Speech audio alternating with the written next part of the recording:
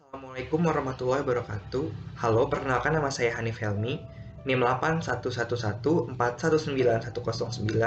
dari jurusan Ilmu Hukum Fakultas Hukum Universitas Negeri Semarang.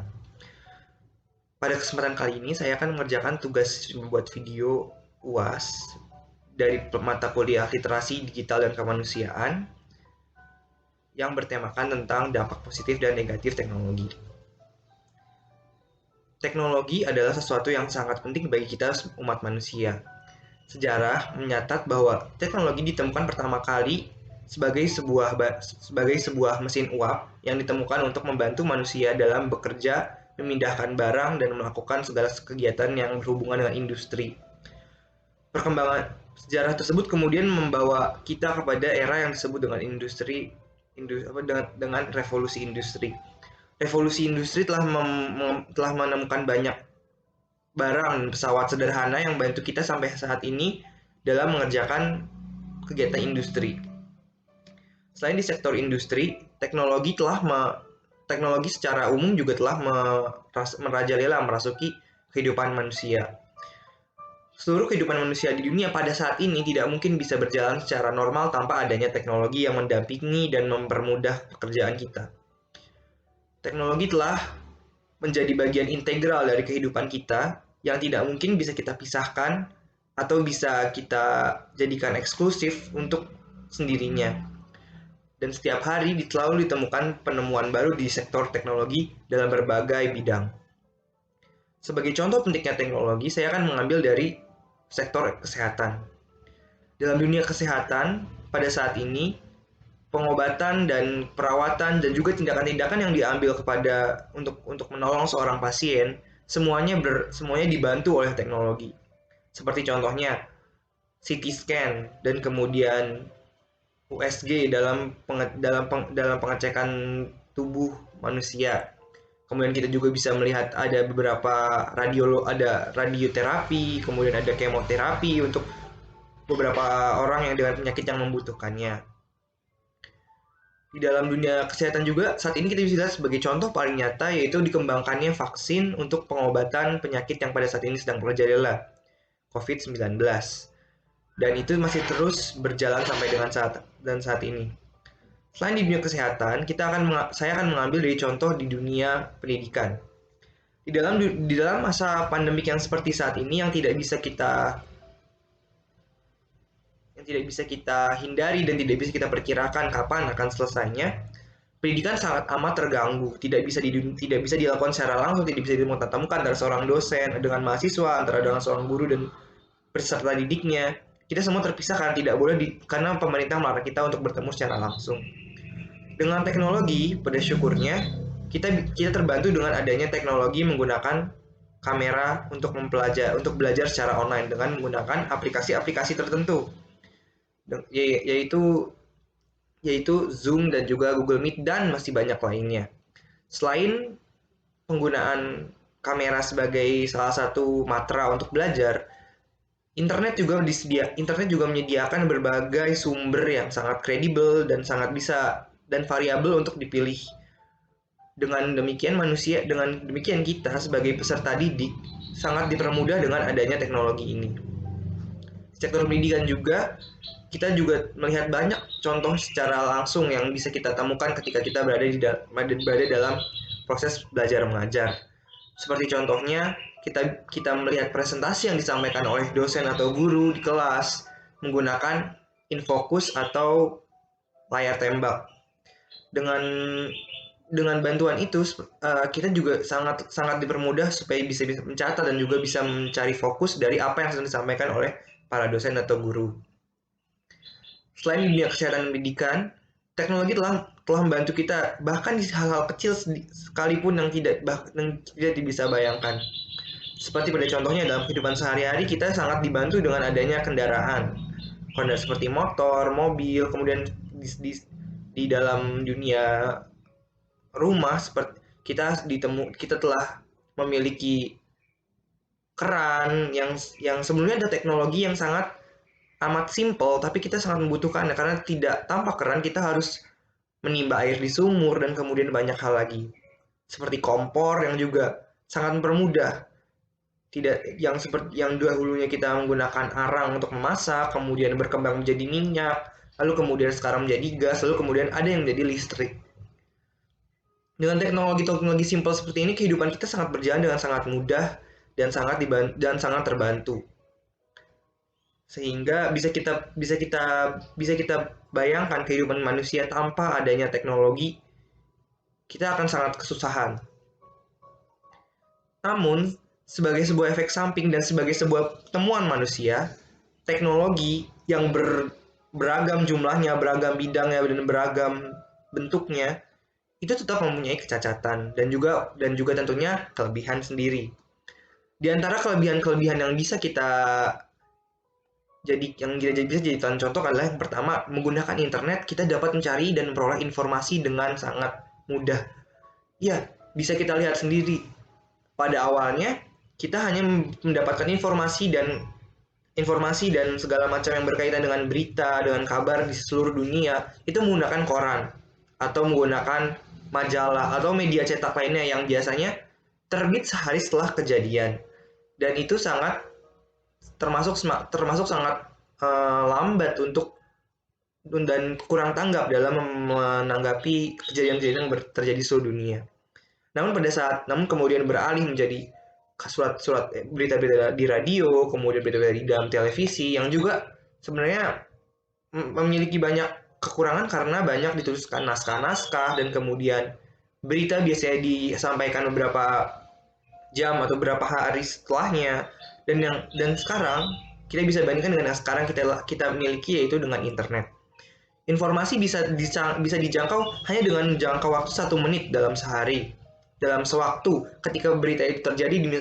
Misalkan berita tersebut terjadi di Bogor, maka kita yang berada di Jakarta bisa saja sudah menemukan beritanya 1 menit yang lalu di telepon genggam yang kita miliki. Lalu yang kedua adalah semakin cepat dalam hal berkomunikasi. Ya, dengan bantuan telepon genggam dan kemudian dan koneksi internet, komunikasi sangat mudah untuk dilakukan oleh kita.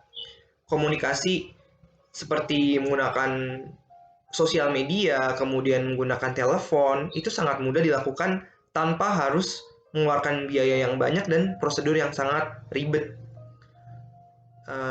Seperti dalam dunia komunikasi, sejarah mencatat bahwa kita biasa menulis surat, kemudian menggunakan telepon dalam bentuk berputar, kemudian kita menggunakan telepon umum, lalu kemudian telepon rumah, dan yang paling terbaru adalah dengan telepon genggam. Telepon genggam yang bisa dimiliki secara pribadi dan secara sendiri, mandiri, tanpa harus melibatkan orang lain, memudahkan kita semua dalam upaya berkomunikasi. Yang ketiga, teknologi sangat membantu kita dalam menghemat waktu secara efisien dan efektif. Seperti yang saya sudah katakan tadi, dengan adanya teknologi, kehidupan sehari-hari kita sangat terbantu. Dengan menggunakan kendaraan, seperti contohnya, saya bisa mencapai dari sini ke Semarang dalam waktu hanya 6 jam. Dan jika tanpa teknologi atau menggunakan kendaraan-kendaraan yang tradisional seperti andong atau sapi, saya mungkin bisa tiba di Semarang dalam beberapa hari atau bahkan beberapa bulan karena lamanya dan jauhnya jarak tersebut. Selain itu, seperti penggunaan kompor yang tadi saya sudah sebutkan. Jika kita tidak menggunakan teknologi yang saat ini tersedia, menggunakan kompor gas atau kompor listrik, kita akan kesusahan dalam menggunakan arang. Kita akan memakan proses waktu yang lebih lama dalam memasak dan juga menyiapkan makanan. Sehingga teknologi sangat menghemat waktu kita. Yang keempat, kita dapat mendapat sarana hiburan yang sangat mudah.